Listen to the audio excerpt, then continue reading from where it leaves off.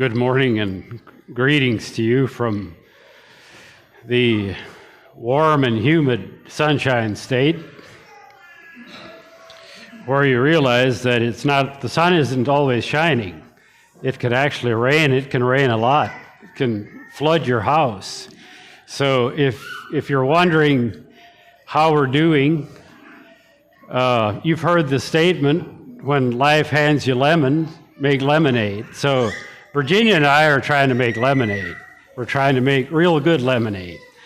No, the Lord has been really good to us. This has been quite an experience for us, being on the receiving end of tremendous generosity. It's just amazing how things have, all the silver linings, we might say, through this flood, just community, how people reach out.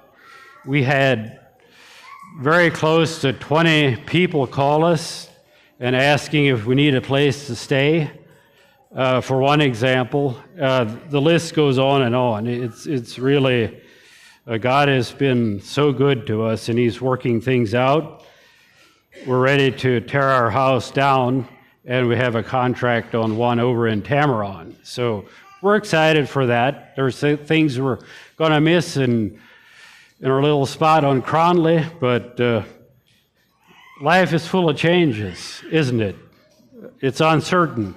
We don't know from one day to the next, and so whatever God allows to happen in our life, we want to honor Him.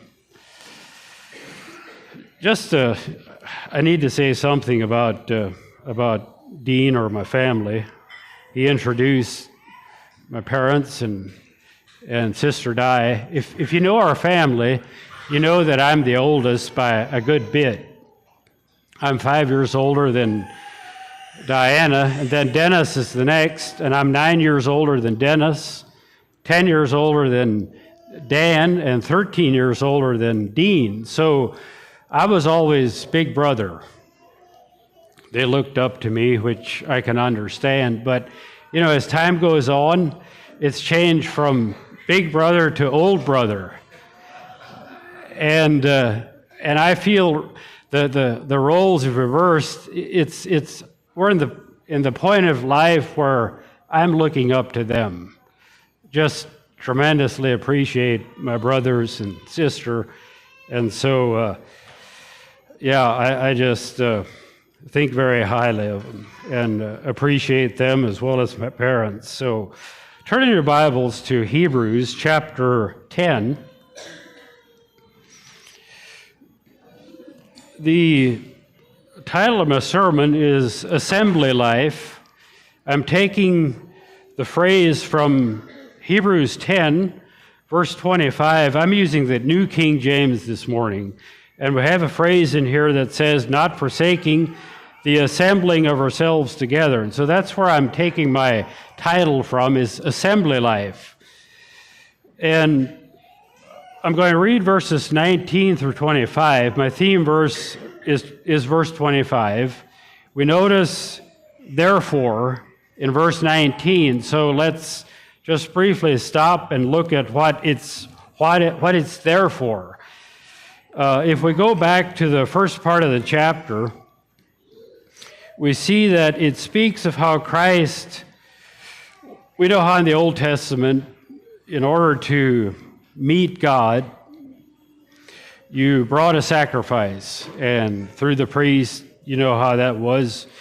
Here in chapter 10, it speaks of how Christ didn't bring the sacrifice, he became the sacrifice. And as a result, it opened up a new and a living way in verse 20. It opened up a way for us to personally have access to God in relationship and in worship.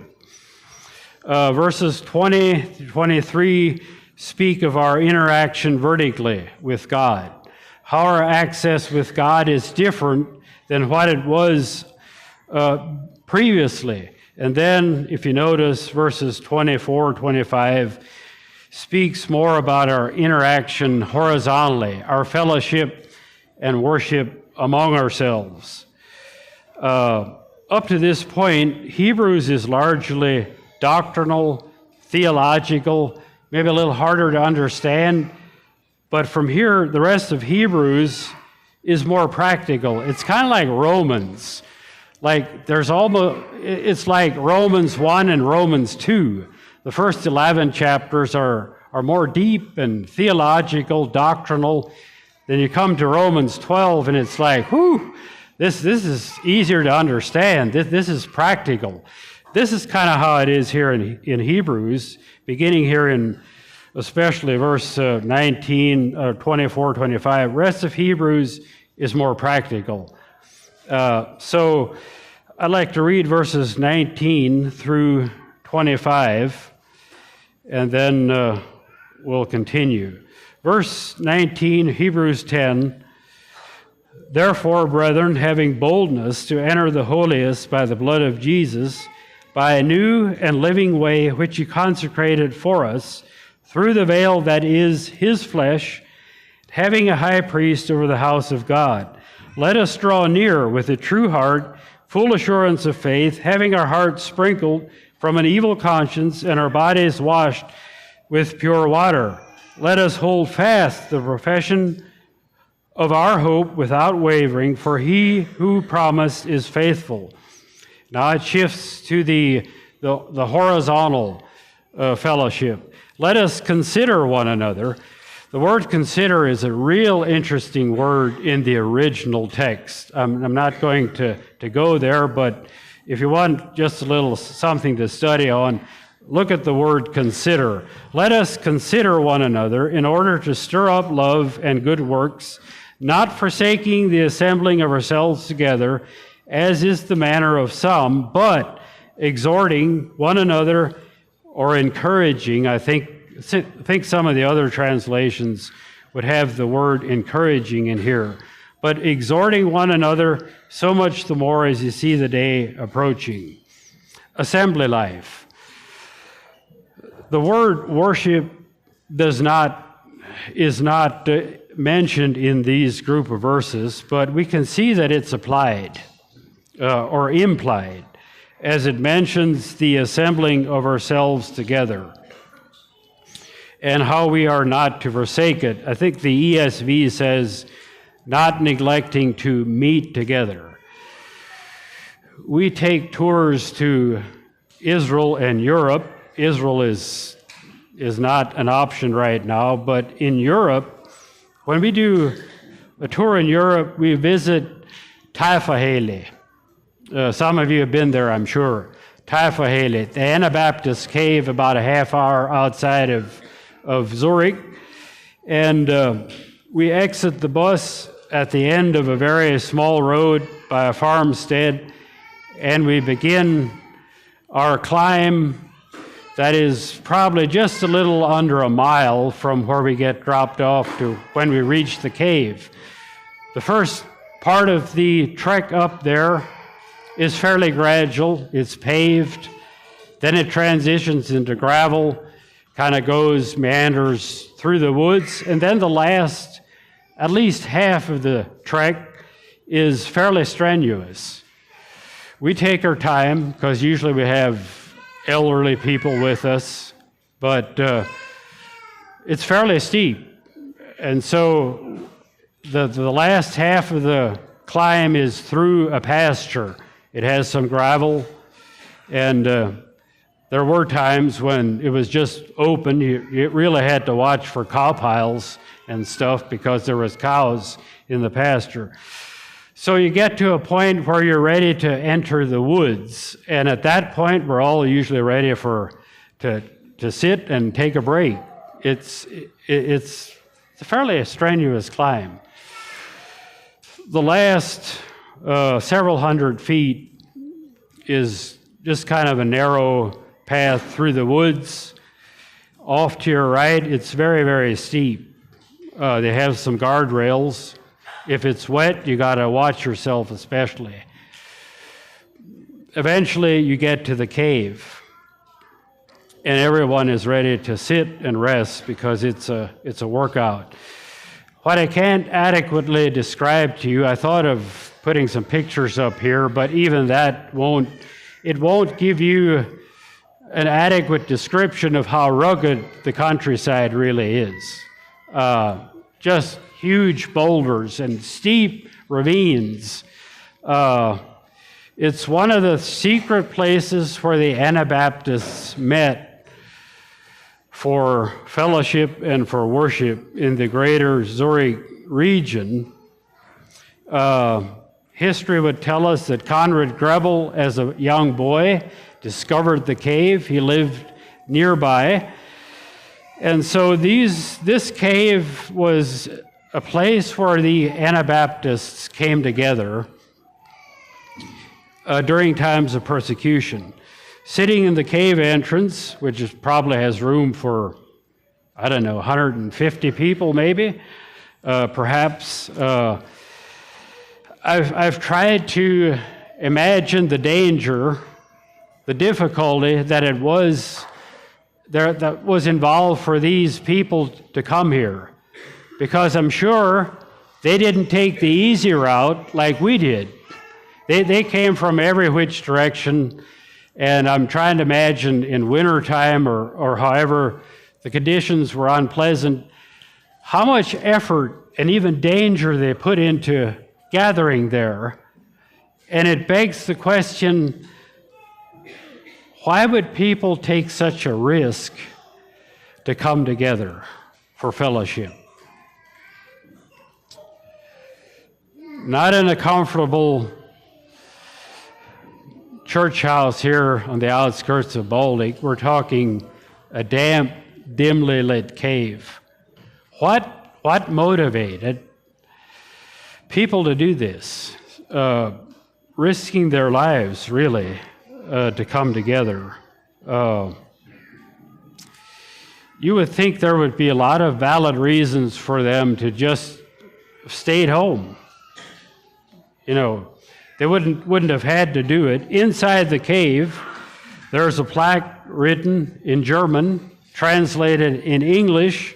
It says, "This is the place where the Anabaptists met in the 16th century, looking for shelter, for quietness, and for prayer." All of these three things they could have done staying at home, right?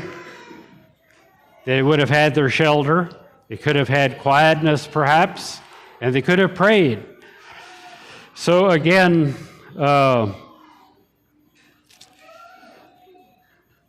what caused these Anabaptists to navigate the steep terrain and meet together for shelter, for quietness, and prayer? Apparently, these Christians considered assembling themselves together as something that is very vital to their life. It challenges my own heart as I consider worship. What am I bringing to worship? What did you bring to worship this morning? As we are assembling here to worship, and again, this passage doesn't necessarily mention worship, but it is implied. So, what are you bringing to worship this morning? Worship is not just seeing what we can get out of it. That is great. We like to go home with our plates full. Many times on a Sunday, I attend church in Florida. When I come home, I see what happened at Cross Point, and I see who preached and listened to the preaching, and so I feel often on a Sunday I have a double portion, and there are some other churches that I tune in to. So, but really, as you think of coming here, yes, we're all coming here to be fed, but what did you bring? Are you bringing something to enhance the fellowship and the worship together this morning? Each of us has been given gifts to use in the congregation for the edification of one another. I think it's interesting to observe on any Sunday morning or times when we assemble to just notice different gifts that people bring to church. There's people that come that always have a smile on their face. There's someone who inspires the song service. Those that have really good insight into Scripture. They give some, those that are having a unique gift to welcome the visitors. And on and on and on. Consider what you are bringing to enhance the service. Many times we get a text, we get a call from someone that tells us they're praying for us, praying for the sermon. That's also contributing to fellowship. Tremendous. We enjoy that. So assembly life, we want to think it as not just coming here to see what we can get out of it. We don't want to be like a bloodsucker or a leech, just drawing out, but we want to be a life giver. What can we bring? Are we bringing a fire, as it were? COVID, as we well remember, caused some major lockdowns, stay-at-home orders, social distancing, time of no worship. I don't know how it was here. We lived in Leesburg at the time, and I think we had like 5 Sundays, maybe 6 Sundays that we didn't have services. We just had online, or I forget how it was. You know, it was not long into that I wondered how long would it actually be when my spiritual life would start declining if this would just go on. There's something, I just gained a new appreciation for worship and for fellowship during those times of COVID, not interacting with each other. And I think it all militates really with how God created us. God created us to be creatures that we thrive on each other's presence. Genesis 2, verse 18 says, "It's not good that the man should be alone. I will make an helper meet or suitable for him." Now, I realize this is a statement that specifically is speaking it to Adam's situation there, but I think it has broader implications too, that Lord created us that we don't do well by ourselves. We just don't. We need each other. The fellowship, the assembling of ourselves together is something that is just really vital for our well-being. First of all, vertically with God, and then with one another. Both are essential. And we even see Jesus setting an example when he was here. How did he set an example? Was he a solo messenger? No. He gathered himself a group of 12, and from a group of 12, he had an intimate group of 3, and this was like a support group for him.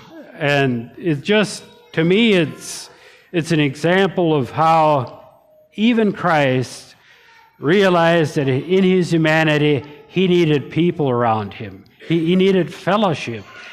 And so assembling ourselves together, such an important principle. When the disciples discovered that Jesus is leaving them, it didn't sit well with them. They were very troubled, thought this couldn't be. And I realize there's people who are hermits. They're not social bugs, can we say. They don't like the big crowds and people. There are those, we understand, but I think that's more the exception than the rule. God created us to enjoy each other's company, inside and outside of the church, as brethren. Psalm 133 talks about, behold how good and how pleasant it is for brethren to dwell together in unity. I think the word dwell there is the word tabernacle. I didn't look it up. It is like the precious oil upon the head, running down on the beard of Aaron, running down on the edge of his garments. It is like the dew of Hermon, descending upon the mountains of Zion, for there the Lord commanded the blessing, life forevermore. I know the context here is unity, but it's also just the pleasantness of dwelling together, tabernacling together, and how good and how pleasant that really is. And Hebrew writer says we should not forsake it, as the manner of some is. Let's not do it. Preparing the sermon, it reminded me of, there was a time in Leesburg in the years of between 08 to 12, about 4 years, when we were really hit hard with a bad economy. My occupation was painting and staining. I had my own business, but 2011 was the worst year. I was down like 48%, and it was like you had, on top of that, our oldest daughter decided that's a really good year to get married. So long story short, I somehow found out that Weaver Barnes here in Sugar Creek needed a person to paint their storage barns that were built on site in the Columbus, Cincinnati, and the Dayton area. And so I did that quite a bit for about 4 years. I did a lot of painting on site, really enjoyed it. Got to meet a lot of nice people, nice neighborhoods, and of course, if you go out to paint a barn, it's a nice day. It's a sunny day. So it's just something I really enjoyed, just meeting the people, and almost without exception, a lot of the properties were well maintained, nice people, with the exception of one place in North Columbus. I think it was in Sunbury. Went there on a Saturday morning, drove in, and I was like, what in the world? This a trashy place. It was just cluttered, and it was just, I wasn't used to that. But anyway, the owner walks out, and there was a parallel between how the property looked and how he looked. And I'll just call him Bill. But inside of the storage barn, the one wall was already completely full of fishing lines, just stocked with rows of fishing lines, good conversation starter. And so we started talking about fishing, where he goes and what he's trying to catch, and on and on. And somehow we swerved into walleye fishing, and I said, that's my favorite fishing experience is walleye. And I said, the time we served up in northwestern Ontario, the little village of Slade Falls as missionaries, since then, the walleye fishing there spoiled fishing everywhere else. It spoiled us because of how good it was. I was completely surprised by this Bill. He immediately took a big interest in our mission work and wanted to know what what was our job, what was our work, what we were doing there, under what organization. I was like, this was really strange, coming from a person that looked like him. And I soon discovered this individual knows his Bible, and he soon let me know that King James Version is also the only one to use. But anyway, he knew his Bible way better than I did. He had one major issue, though, at that point in his life. He used to attend the big church in Westerville where Jim Custer was a pastor. And I remember listening on the radio to Custer years ago. Custer was in my mind, a very solid preacher, preached truth from what I remember. But he retired, and as a result, the church moved away to more modern worship practices. And this didn't sit well with Bill. He left the church, and he said he was shopped around all over the place for other churches.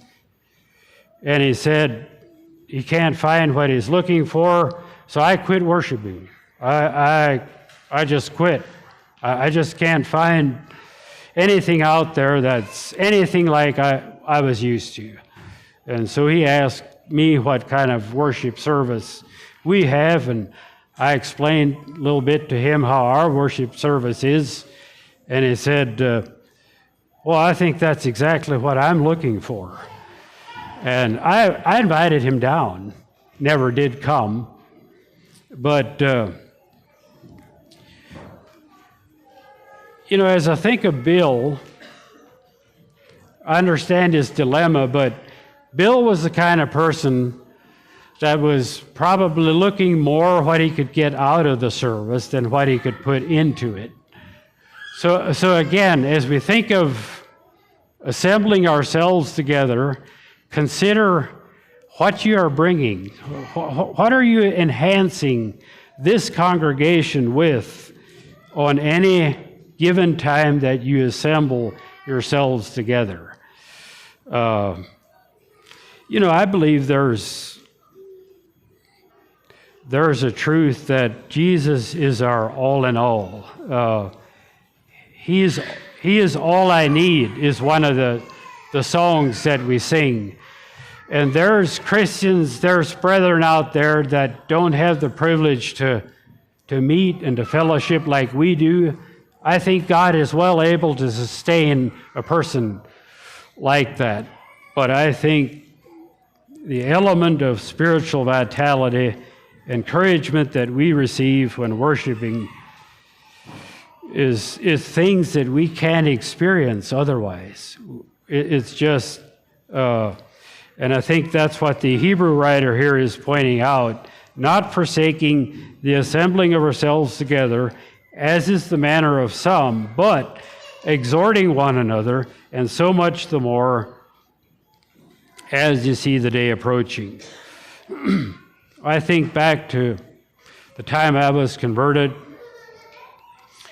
and how that created renewed interest, going to church and Sunday school and midweek Bible study. It was exciting stuff. I didn't have to be coaxed or urged to go. I wanted to be there. And I trust that's a fire that can continue. Some of you know that I enjoy bird watching. The bird watching bug, I think, affected my 3 other brothers too. They all enjoy it. But, bird watching I enjoy it by myself.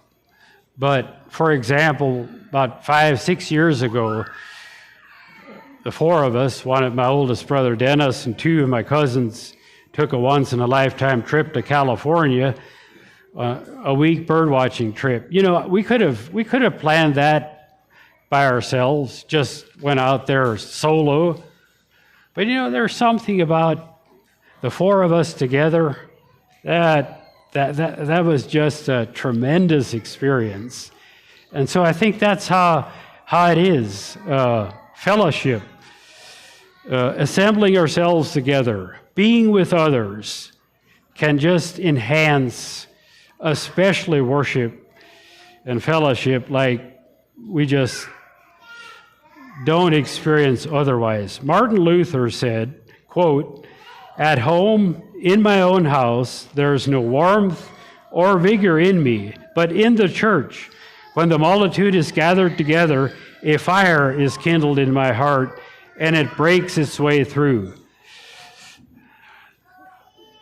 I think that's true. Psalm 84, verse 2, "My soul longeth, yea, fainteth for the courts of the Lord.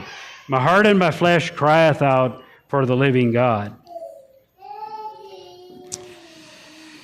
Again, we can experience rich fellowship with God on an individual basis, but there is something enriching about doing it together. I would like to wind down here, going to Psalm 73.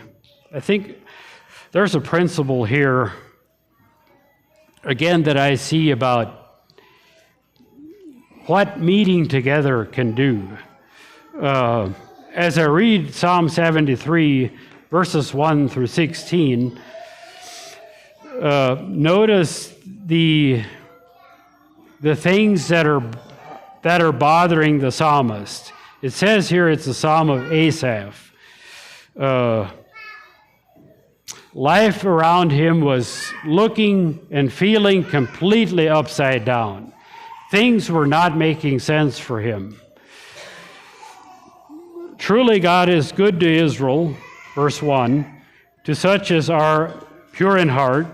But as for me, my feet had almost stumbled, my steps had nearly slipped, for I was envious of the boastful when I saw the prosperity of the wicked. For there are no pangs in their death, but their strength is firm." This whole thing looks like the enemy, everything is going right for them. And he just couldn't absorb and comprehend why this was so. Verse 5, "They are not in trouble as other men, nor are they plagued like other men. Therefore pride serves as their necklace, violence covers them like a garment. Their eyes bulge with abundance, they have more than heart could wish. They scoff and speak wickedly concerning oppression. They speak loftily. They set their mouth against the heavens, and their tongue walks through the earth. Therefore his people return here, and waters of a full cup are drained by them. And they say, how does God know? And is there knowledge in the Most High? Behold, these are the ungodly, who are always at ease, they increase in riches. Surely I have cleansed my heart in vain, and washed my hands in innocence. For all day long I have been plagued and chastened every morning. If I had said, I will speak thus, behold, I would have been untrue to the generation of your children. When I thought how to understand this, it was too painful for me. That's the dilemma that the psalmist writer finds himself in. As he looks around him, observes things, looks like the unrighteous, the wicked, evil is just having its way. And he couldn't understand this. It says it was too painful for me. Notice verse 17. Until I went into the sanctuary of God, then I understood their end. Now I realize sanctuary is not necessarily a sanctuary like here this morning. Sanctuary can be any place we meet God. But in context, I would like to think of it as the psalmist writer was all confused. Everything looked upside down until he went into the sanctuary of God and things began to make sense. The principle that I see here is that something that applies in our everyday life. You know, this past week, I have no idea what some of you went through, what some of you might have faced, dealt with, all kinds of things. And these are hard things. These are problems, we might say, that can cause us to become weak and stumble. But you know, there's something to be said that when we come together, assembling ourselves together on a Sunday morning again, that it can be like resetting things for us. It has a way of, like this psalmist, until he went into the sanctuary, everything seemed chaotic. Until he went into the sanctuary of God, then he understood. Then things began to make sense. So I hope that can be our experience. Assembling ourselves together is a time when it renews us. We can be like a spiritual reset for us. We may come here, our minds are scattered, they are full, but as we come here, as we fellowship, worship together, it somehow has a way of minimizing what we are going through. I hope that is your experience. And of course, I know we all agree that our primary purpose to come together is to glorify God. That's our chief purpose for being here, is glorifying our God. It's a place where real needs can be met, which is one of the definitions of worship. One of the definitions of worship is we have an encounter with God, and in that encounter, our needs are met. It's an aspect of worship. In closing, 1 Peter 2, verse 4, it speaks of, talking here about the chief stone, and then we as people are depicted as living stones. In verse 4 it says, coming to him as to a living stone, rejected indeed by men, but chosen by God and precious, you also, as living stones, are being built up a spiritual house, a holy priesthood, to offer up spiritual sacrifices acceptable to God through Jesus Christ. Let's picture the church as a building, as a facade of living stones, lively stones. And so we have this beautiful building, as it were, and we as individual members, as living stones, all have our place in this stone, this building. If you and I are not in our place, it's going to be noticeable. My encouragement to you this morning is with the Hebrew writer here. When it comes to assembling ourselves together, don't forsake it. Don't miss it. Consider it vital. And that is my admonition to you this morning.